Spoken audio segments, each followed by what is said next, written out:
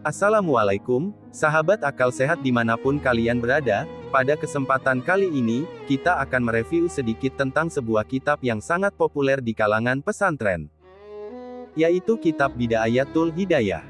Apa-apa saja isi dari kitab itu? Makanya, simak video ini sampai selesai.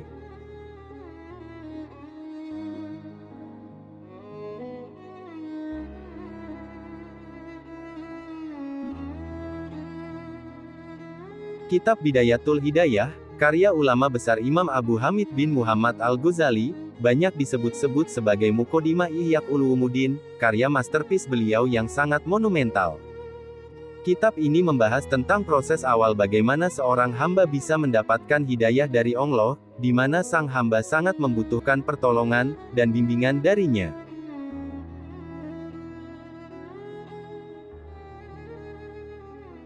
Kitab ini juga menjelaskan seputar halangan, maupun rintangan yang terbesar di sekitar sang pencari hidayah, yaitu ketika sang hamba berusaha untuk mendekatkan diri kepada Yang Maha Kuasa, melalui tata cara dan adab yang benar.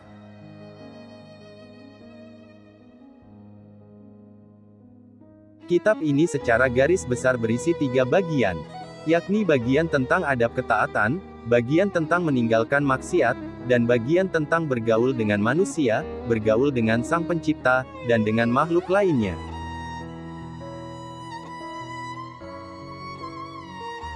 Menurut Al-Ghazali, jika hati kita condong dan ingin mengamalkan apa-apa yang ada di kitab ini, maka berarti kita termasuk seorang hamba yang mendapat pancaran cahaya dari Allah, dengan cahaya iman di dalam hati.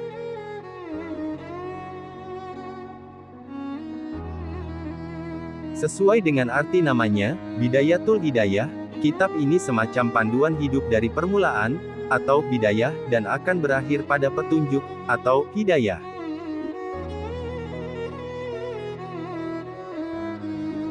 Dalam kitab ini, Imam Al-Ghazali memaparkan sejumlah amalan-amalan harian, yang mesti kita lakukan setiap hari, dan adab untuk melaksanakan amal ibadah, supaya ibadah tersebut dapat dilakukan dengan baik, penuh arti dan memberikan kesan yang mendalam.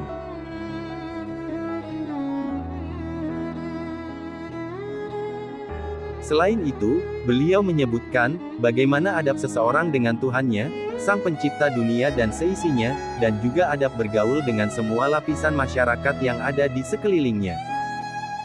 Karena itulah, kitab ini berisi 3 bagian. Bagian pertama, yaitu adab tentang taat kepada Allah, bagian kedua, taat meninggalkan apa yang dilarang Allah, dan pada bagian yang terakhir, adalah tentang muamalat, atau pembahasan tentang adab manusia dengan Tuhannya, dan adab manusia dengan sesamanya. Rincian dari 3 bagian itu, adalah pembahasan tentang taat, yang diantaranya adalah berisi tentang adab manusia sebagai hamba dalam kehidupan sehari-hari. Pada bagian ini Imam Ghazali memulai pembahasan dengan pasal adab ketika bangun tidur, yang mungkin sering dilalaikan oleh kita. Dan selain itu Imam Ghazali juga membahas tentang adab masuk kamar mandi, adab berwudu, mandi dan tayamum, adab menuju ke masjid, adab dalam pekerjaan setelah subuh sampai sore, adab membaca solawat, adab tidur, adab sholat, adab pada hari Jumat, dan yang terakhir adalah adab puasa. Mungkin pembahasan dalam bagian pertama, jarang ada yang mengamalkannya, atau menganggap sepele. Namun, pembahasan ini penting untuk manusia, dan Imam Ghazali pun menerangkan pada bagian ini, adab ketika kita bangun tidur sampai kita tidur kembali. Bagian kedua, kitab ini berisi tentang hal-hal yang berhubungan dengan maksiat, dan tata cara menghindarinya.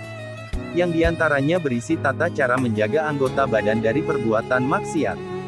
Seperti contoh, menjaga mata dari hal yang tidak sepatutnya untuk kita lihat, menjaga telinga untuk menghindarkan diri kita untuk mengetahui aib seseorang dari ucapan orang lain, menjaga lisan dari 8 perkara, menjaga perut agar tidak timbul penyakit, menjaga kemaluan dari hal-hal yang telah diharamkan oleh syariat, menjaga kedua tangan agar tidak digunakan untuk melukai seseorang, dan yang terakhir menjaga kedua kaki agar tidak berjalan dalam kemaksiatan.